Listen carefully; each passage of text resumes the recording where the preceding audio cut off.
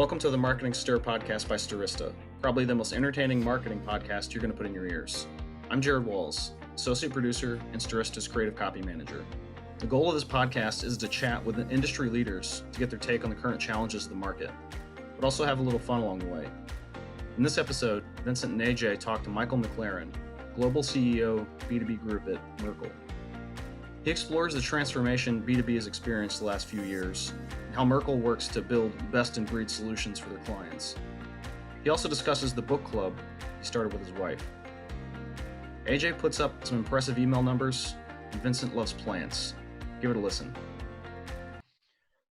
Ladies and gentlemen, welcome to another episode of Stirista's The Marketing Stir. I am your host, Vincent Pietrafesa, the Vice President of B2B Products and Partnerships. It is so great to come at you every week. This has been a pleasure for me. Thank you so much for listening. The listenership keeps going up. Thank you. We love the emails that we receive from you, the notes, the suggestions. Yes, I am always this happy. Last question I received the other day, it is exhausting. I know, mostly for my wife, sometimes for my CEO, AJ. We'll get to him in a moment. The Marketing Stir, brought to you by Stirista. Really quick about Stirista. Who are we? We have our own B2B data, our own B2C data. We help companies utilize that data. Marketing purposes, get new customers, hygiene your data. If you want to append additional attributes to that data, we can help. We have our own DSP. We help with email marketing, OTT, CTV, just throwing acronyms at you. We could do it. That's enough about Stirista, enough about me. This next man, he is Stirista. He is the CEO and founder of Stirista. More importantly, today, he is my co-host. Ladies and gentlemen, AJ Gupta. What's up, AJ? Hey, Vincent. Lots of stuff going on here last couple of weeks of the month here, but glad to be taking a little bit of time away to do this podcast with a very fun guest coming up. Absolutely. I'm so excited that we got this next guest. I've been, I love the company that he works for. I love the division because, again, I'm B2B. That's just a sneak preview. But yes, AJ, it has been a great month. This is a busy month so far. We are in the holiday season. I know this may come out a little bit after, but we're in the holiday season. I've got my red. I've got a poinsettia behind me. I actually went out and bought a poinsettia. They're lovely. They're absolutely lovely. But a great month so far. Yeah, for sure. I think we're sending out close to 1 billion emails for the first time in a single month. So it is, it's good. That's billion with a B, just in case that didn't get so great. We appreciate our customers. We really do. As well as this next gentleman appreciates his customers. I know that for a fact. Ladies and gentlemen, please, a warm welcome. He is in New York City just like me. He is the global CEO of Merkle, the B2B Group. Ladies and gentlemen, please welcome Michael McLaren. What's going on, Michael? Thank you very much, Vincent. It's great to have a chance to talk to you. I was just thinking this morning that somehow I must have found my way onto the A list to get an invitation to come and talk on Stirista. Absolutely. You know, that's a big ticket. I can't tell you how excited I am. Yeah, we are excited. We are excited to have you. We're excited to talk about you specifically, your role, but Merkle, right?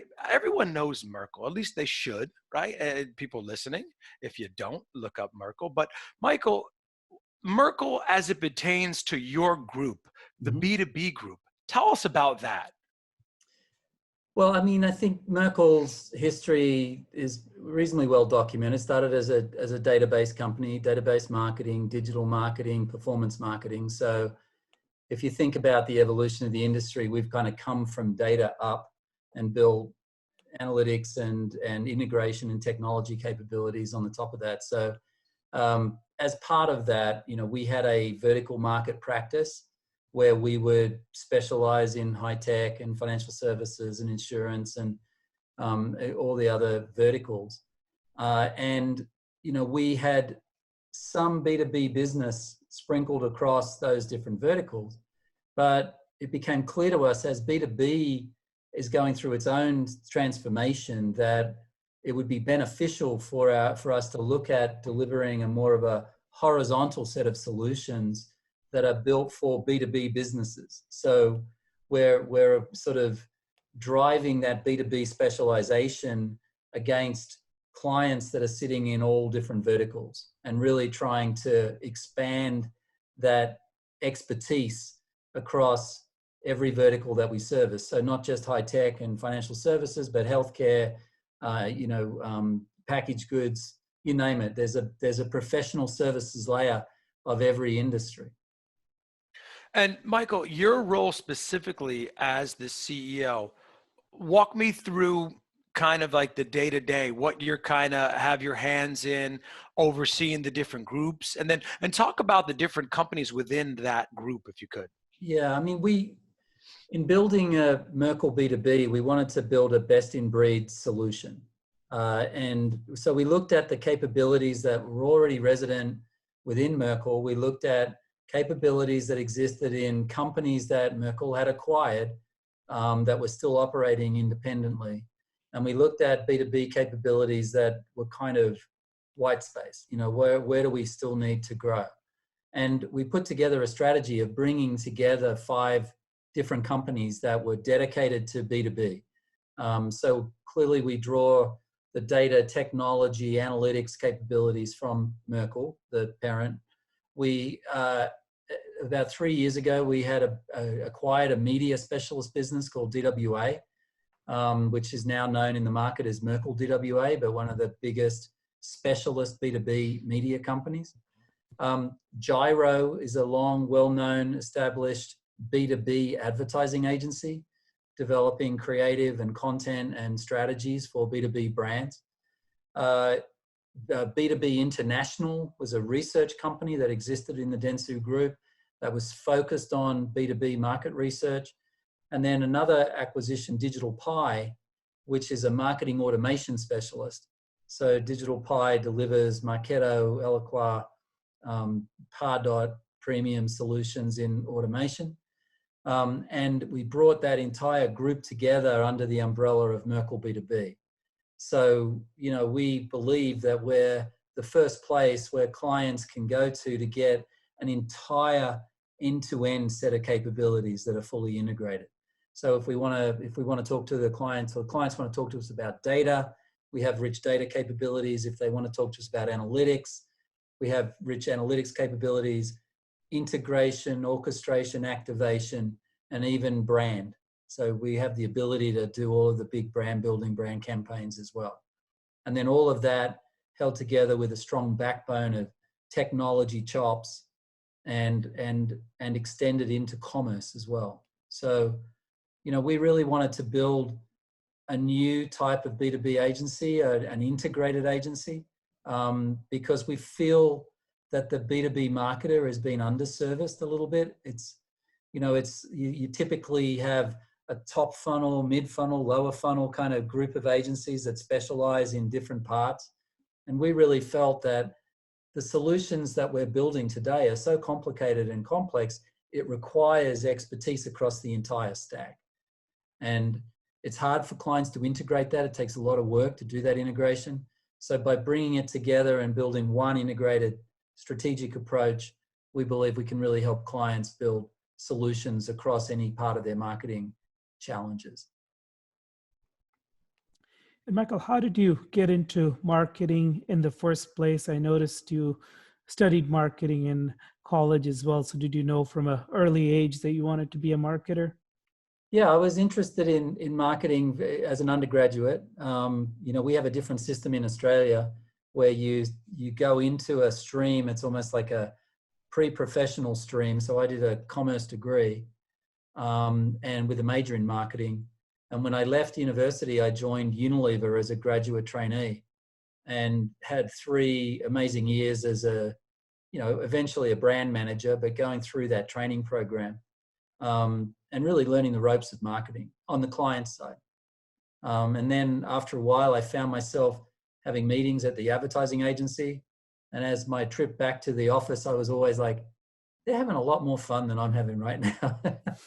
So I took a sort of a slight turn, take a job in advertising, thinking it would be just a short period, and here we are, 25 plus years later. So never went back. Great. And how did you end up in the US from Australia? And looks like you've had some detours in Singapore and some other countries as well. I've been lucky to work in a number of countries. I actually also worked in Japan for several years, which was a great experience. It's serendipity sometimes. Life has a way of opening a door. You've just got to keep your eyes open.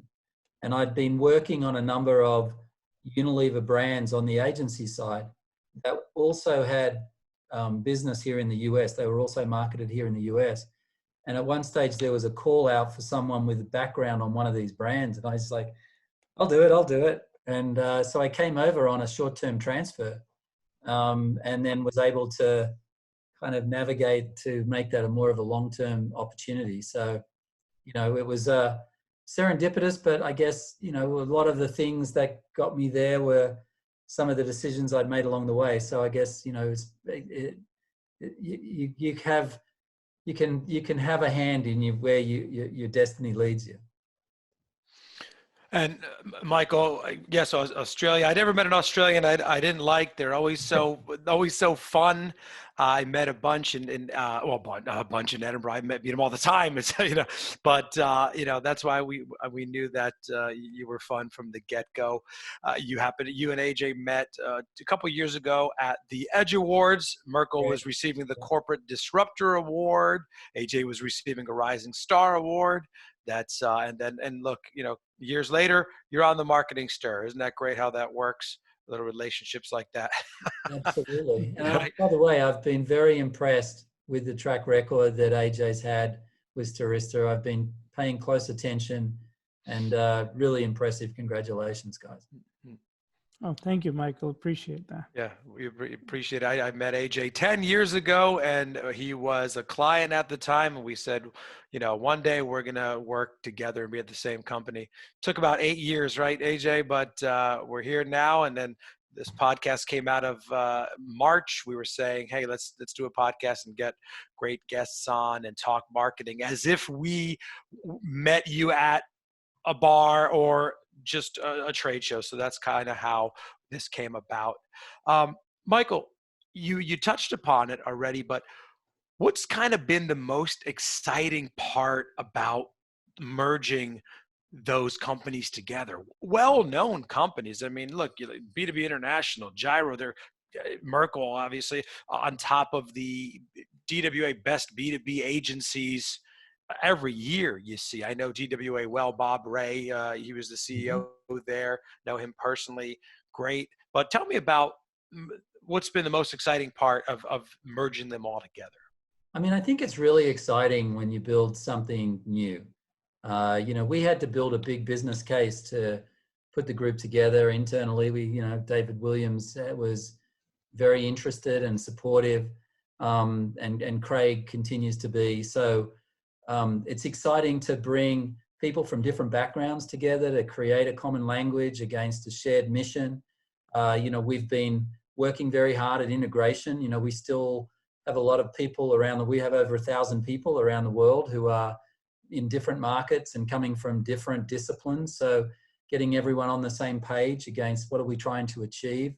I think we are united in our understanding of the fact that B2B marketing, the future of B2B marketing is a pretty exciting place, that it's a category that we feel has been underserved. It's a category that we feel the value proposition is very relevant and compelling. So we're building something, and it's good to know when the tide is moving with you. B2B marketers wrestling with how do they activate first-party data? How do they augment third-party data? You mentioned that in your opening.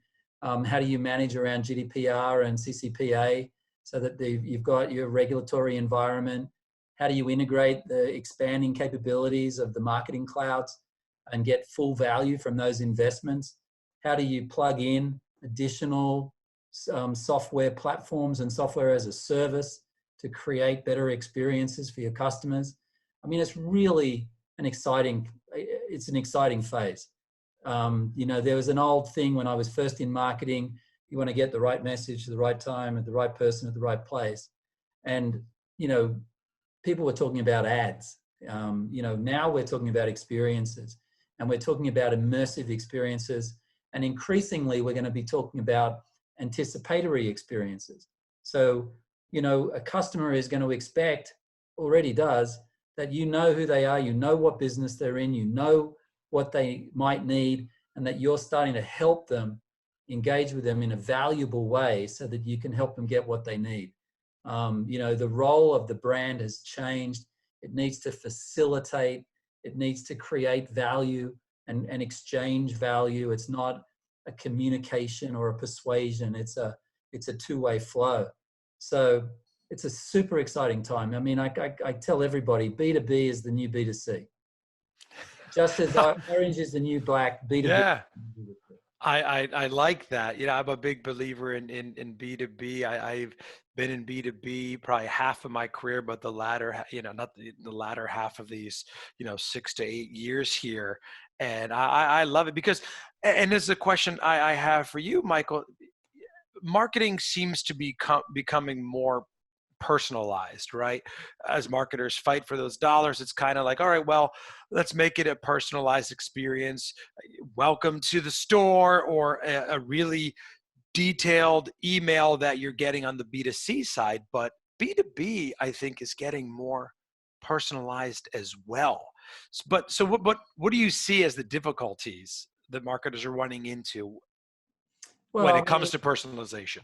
You know, there's some fundamental data difficulties, right? So people change jobs.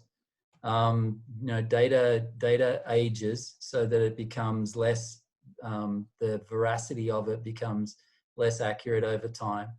You know, you have to constantly work to keep your database updated. I mean, you guys are sending 1 billion emails, you know all about that. And it's getting harder to connect using some of these traditional marketing tools. So, you know, as the walled gardens reduce the amount of data coming back to businesses, as the need to get a more first-party relationship with customers gets more important, you know, we have to build data profiles that are rich, that are accurate, that are clean, and that have permissions.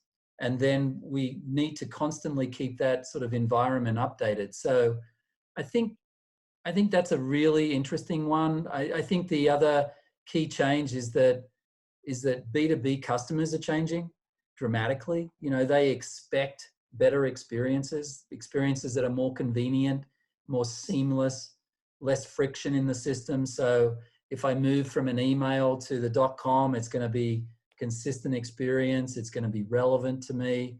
You know, I'm not getting pushed into dead ends as I'm searching for content on .com.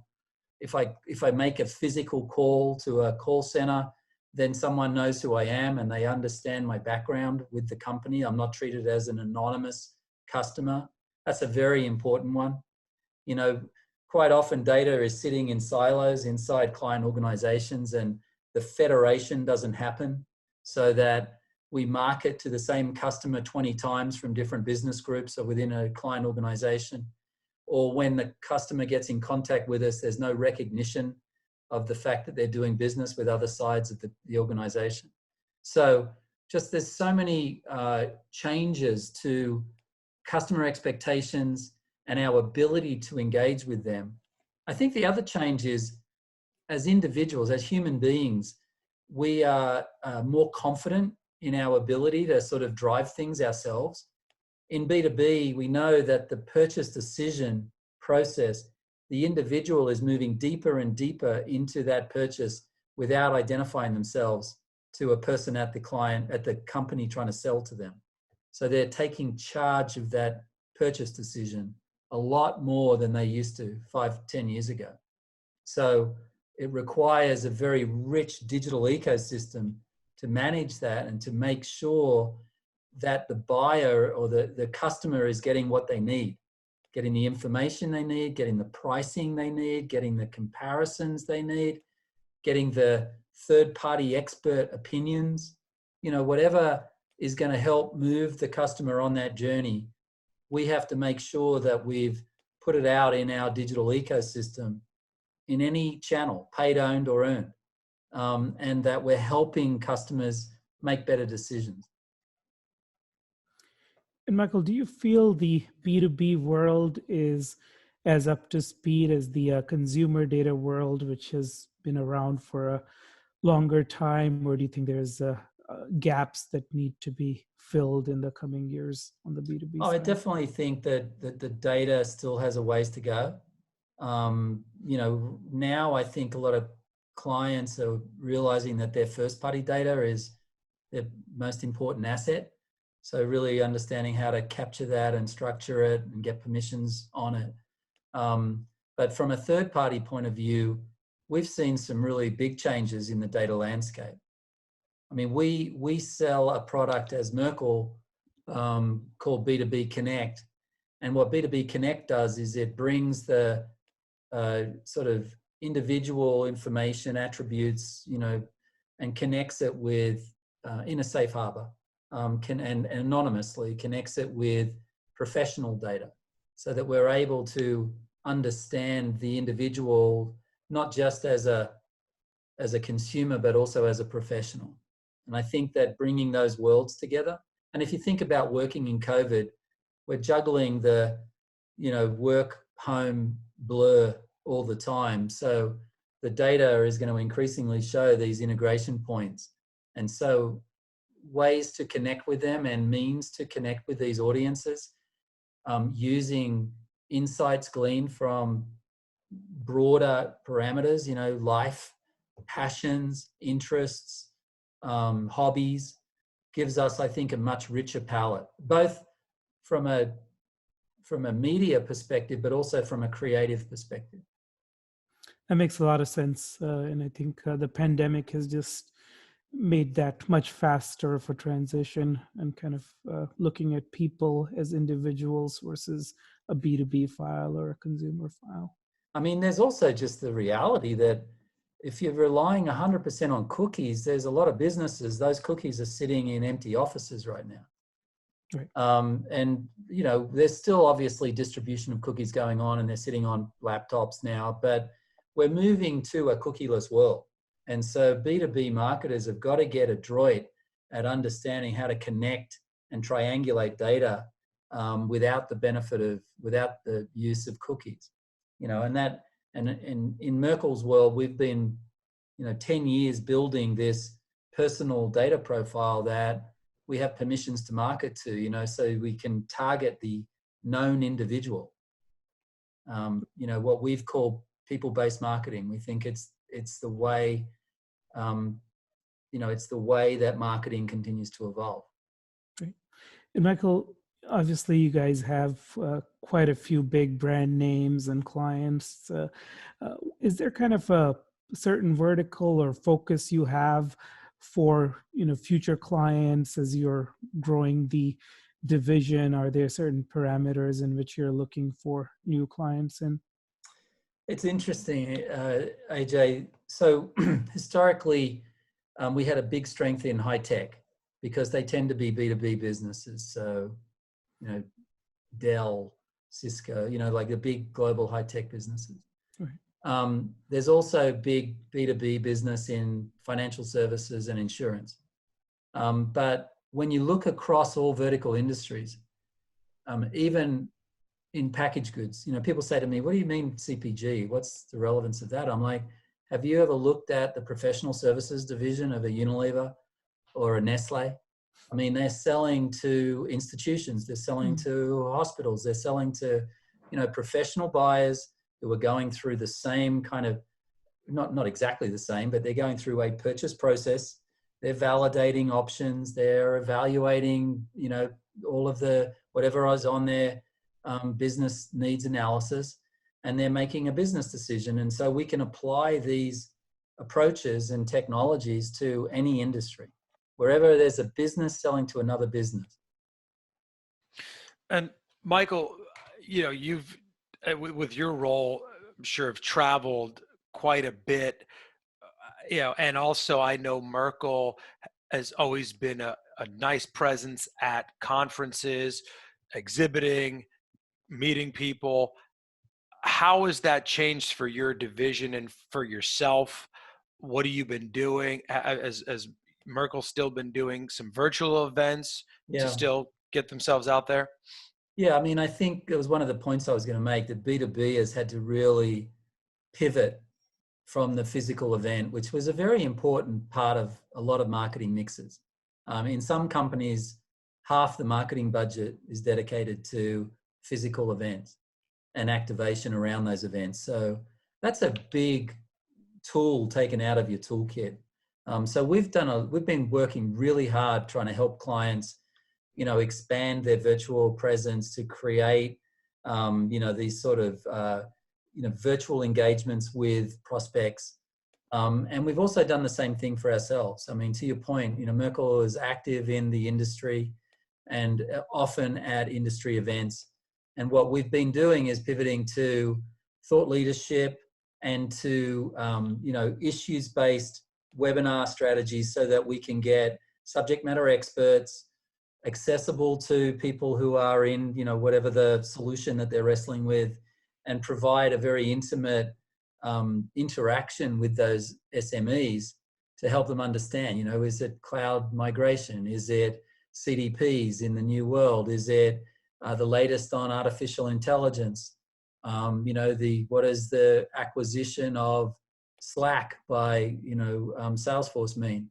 So, we have the thought leader platform. We've got a lot of really smart people at Merkel, and we've basically tried to turn the company inside out a little bit and create access to that knowledge and use that as a kind of an interest generator for our lead gen engine. And Michael, for me, being in B2B, right, I always want to hear, what are some of the latest? ABM, that's been around, that hasn't gone away. ABM still huge. Sales enablement, you have intent data, right? What's some of the latest and greatest in Well, B2B? I mean, there's a lot of cool things going on. So let me roll through a few. Mm-hmm. I mean, ABM right now is still at very early stages. I mean, there's some companies that still are following a very rudimentary ABM strategy. Put simplistically, ABM is about marketing and sales really aligning on core priority sort of targets, and then training all your guns at, engaging that target. And typically in the old days, it was through one or two channels. And what we try to talk to clients about is you got to move from ABM to ABX, account-based everything, all touch points, all targeted, all trying to get closer and closer to what that customer needs. And now what we're seeing, particularly with COVID-19, and I've been reading a lot on this lately, is the loss of access to companies by sales reps. So sales reps can't get in there and meet. So they've got to come up with new ways of doing things. So sales enablement, and the ABM will extend into sales enablement, so that when that virtual call happens and the engagement happens, it's getting informed by all that rich insight coming from marketing. So that's one thing. The other thing we're seeing is the expanding use of machine learning and artificial intelligence. So everywhere from asset allocation, priority, next best actions, the whole idea of anticipated next needs. So you're going to see intelligent platforms moving into marketing decision making, and not just channel selection, but message, channel, time, place, really starting to get that intelligent application of that technology. The other thing we see is some interesting technologies coming through, chatbots, virtual assistants, so really helping customers navigate the digital ecosystem, more effectively and more conveniently. The companies that have really triggered that human interaction happening on the first hit on the website are reporting huge jumps in yields from those interactions. Where we see personalization going, like, it's not going to stop. Like, where does it find its way? And then as part of that, we're starting to see more dynamic content. So the experience is going to get built on the fly. So, you're going to move from pre-prescribed journeys that say, okay, you're coming in, you've got a lookalike profile like this, we'll do these messages to you, we'll get you into this environment, and there's a lot of good work going on there, but it's still pre-prescribing a journey. Where we want to pivot to is a much more organic kind of journey where that's getting built around what we're learning about the customer in real time and what they're expressing interest in, so that, websites are getting built, content's getting customized, emails getting configured and built, advertising is happening over the top or in digital channels that are dynamically getting composited based on what we know about that customer. That's pretty cool. And, more and more clients are sort of experimenting with those technologies. I mean, there's a lot of stuff happening. I could go on for hours. And Michael, what's been kind of your personal highlight, you think, at Merkle, something you feel particularly good about? I mean, I'm really proud of some of the work that we've done with some of our big clients. We've built a global platform for Intel, which really is working well. We've got a great relationship, same as with Cisco. So, close to those businesses and really trying to push the envelope in many areas. And they're fantastic clients, and we're lucky to work with them. But beyond that, I think the creation of Merkle B2B, the sort of selling the vision, getting people aligned around the vision, building the business plan.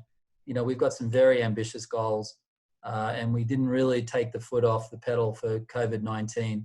So that's exciting. We see real transformation taking place in this marketplace, and we see real need for help in a good partner way, so that we're not trying to sell something, we're trying to help solve a problem.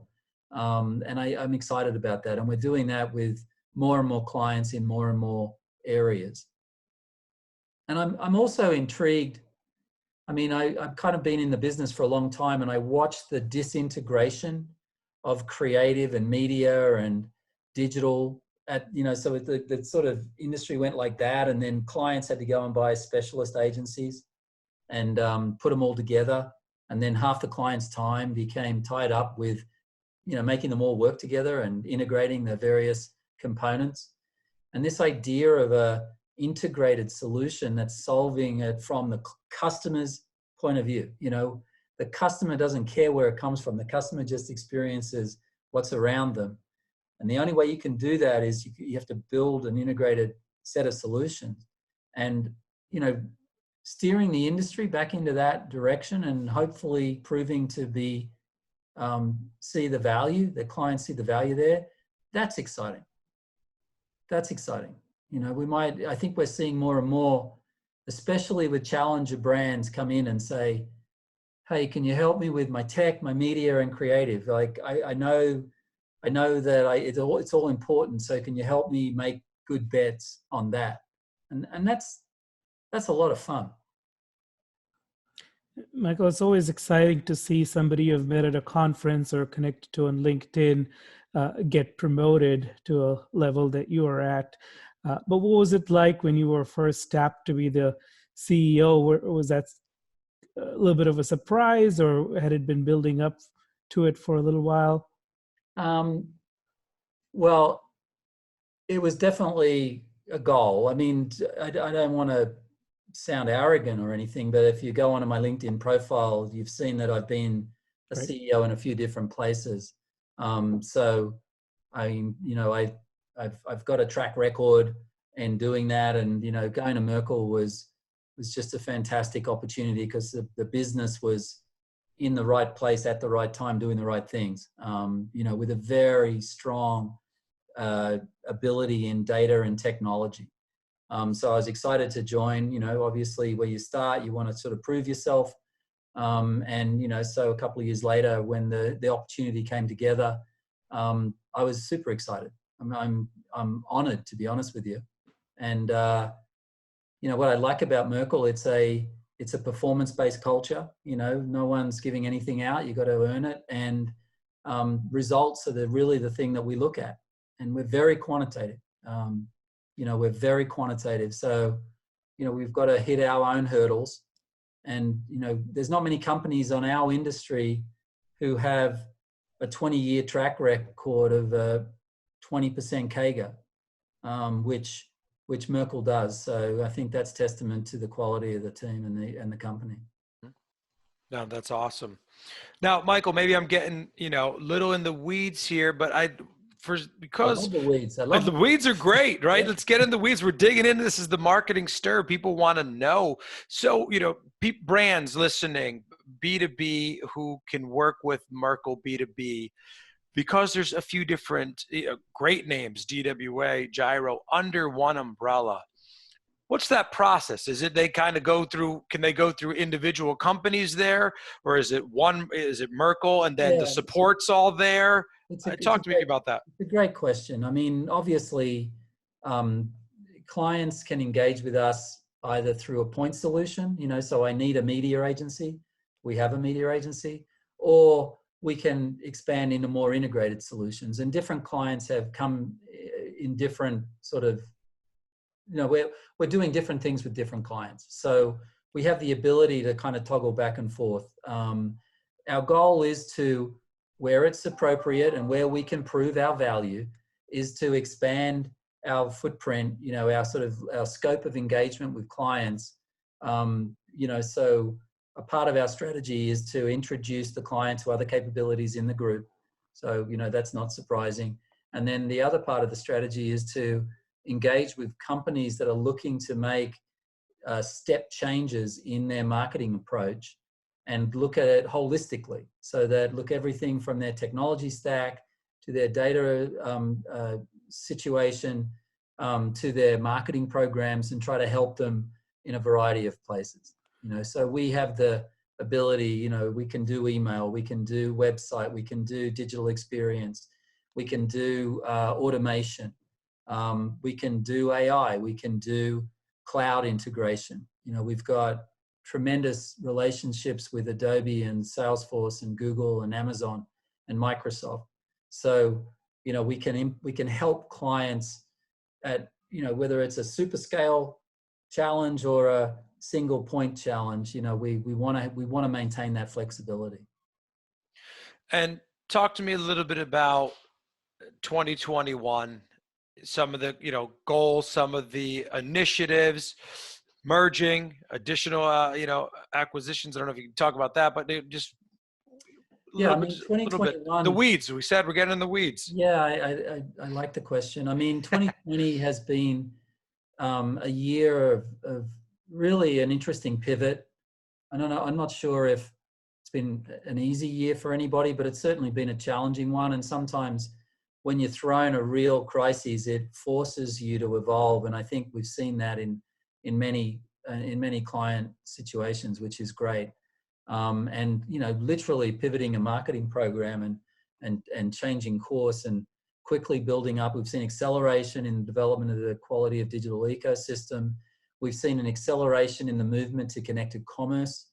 So commerce is going to be an important piece as we go forward, which gets you into a whole conversation about channel, because typically B2B sells to their big clients directly and then sells to everyone else through a channel. But, when you move to a world where connected commerce is a possibility and you're watching the marketplaces and,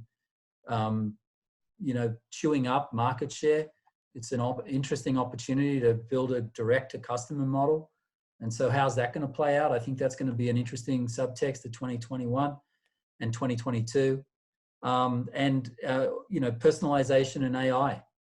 I think those two things are going to just explode. And then, I don't want to sort of make light of it. Marketing automation hasn't anywhere near reached its peak. That sort of mid-funnel lead nurture model, as it gets more integrated, gets more and more interesting. And as journeys get more personalized, and you're going to move from you build 8 journeys that you're sort of optimizing to 1 million journeys that are getting built in real time. It's kind of a mind warp, right? You've got to get your head around the delegation of decision making to the technology and focus on the moments that matter most and the content and the message and the engagement that's going to bring that customer through, to a purchase and a repurchase. Michael, moving on to a little bit more of a staple personal question on the podcast. So I was, of course, fortunate enough to run into you at a conference, so you accepted my LinkedIn invite.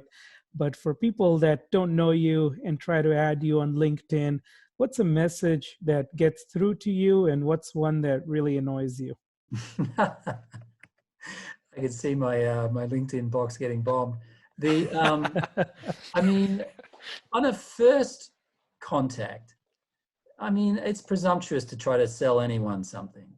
And if it's just a pure sales pitch, I'm not going to engage, or it's unlikely that I'll engage. I think the other thing is, getting back to my point about personalization, I take umbrage at people coming to me with stories without showing any understanding of what we do, like a completely blind. Like sometimes I'll get pitched something and I'll write a note back and say, by the way, we do this. we sell this. Like, we are a direct competitor. What you're selling me, are you sure this is the right engage? Are you sure that's the message, right? So I think that here's a good rule of thumb. How do you meet people? As a human being, how do you form a relationship with someone? You introduce yourself. When you meet them again, you remember their name, you remember a little bit about them, you build up a profile, you engage with them, and the relationship grows. And I think we have to think of ourselves as both as professionals, as we're building our peer network, but also when we're managing our clients' brands, think of it almost as we're building a human relationship. You've got to build some trust and some rapport and some empathy, if you want to engage someone, and if you want to sort of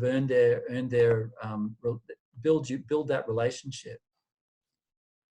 What about something non-work related, Michael? Any hobbies that you've picked up over pandemic, or anything unusual that we wouldn't know otherwise about you? Perhaps you're a cricket fan.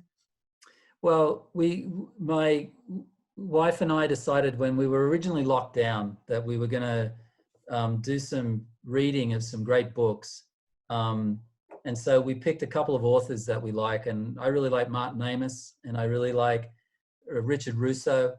They're totally different authors from totally different genres. So we selected books that neither of us had read from each of those authors, and then we read them independently, and then we did a kind of a mini book club. And it was kind of fun because the perspective coming was totally different on either side. So that's kind of a fun thing to do with your partner if you ever get sort of locked in.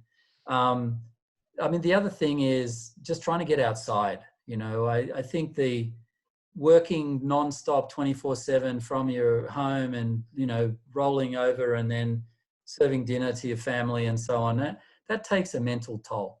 And whether you're conscious of it or not, I really am very sensitive to the toll that this remote workforce who's in, trying to manage and juggle family and everything. And so I always encourage people, take a walk, get outside. Obviously the weather now doesn't always support it, but really try to shift gears a little bit, get some external stimulus, get some exercise, and come back to it. You'll probably do a better job when you do that. So I've been religiously taking these sort of walks, early in the morning, take a couple during the day, and then one at the end of the day, just to clear the head. Yeah, no, I agree. I come into the office. I live fairly close to it, but just that walk in the morning and back, even though again it is freezing here right now in New York City. But I agree. I like the idea of different books and sharing them with your partner. I like that. Michael, as we wrap up here, it's flown by really quickly. Just a final thought. Anything about life, B2B? Anything you want to leave us with here on the Marketing Stir? Well, I guess it's impossible to ignore the current environment, right? There's great hope around the vaccination. but there's still probably several months before many of us are going to get access to it. So, and it's taking a tremendous toll on many families, some way more sort of suffering. And so, I guess stay strong is the first message I'd say. Stay close, look after yourselves, and stay positive, because I think I think we could see a magic. I don't know if it's going to be the roaring 20s again, but I definitely think that we're going to see a pop when the vaccination hits critical mass. Mm-hmm. And that's going to spell both a release for us personally, but also huge opportunities for businesses. I think that optimism is going to turn the tap on a lot of opportunities, and the fast and early bird will get the worm. So stay positive and stay focused, because I think that we're going to weather the next 2 quarters, and then I think that the wheel's really going to turn. And I think that a lot of the pieces that we've put in place over the last 8 months are really going to bear fruit. So I just encourage everybody to stay positive, and I wish everyone the best in terms of managing through this pandemic. That's greatly appreciated, that message, Michael. We are so happy that we had you on the Marketing Stir. Thank you for sharing your insights with us. Ladies and gentlemen, that is Michael McLaren. He is the Global CEO, Merkle, the B2B Group. I'm Vincent Pietrafesa. That's AJ Gupta. This has been another episode of the Marketing Stir. Thank you so much for listening, and we'll talk to you soon. Thanks for listening to the Marketing Stir podcast by Stirista. Please like, rate, and subscribe. If you're interested in being a guest on the podcast, email us at themarketingstir@stirista.com. And thanks for listening.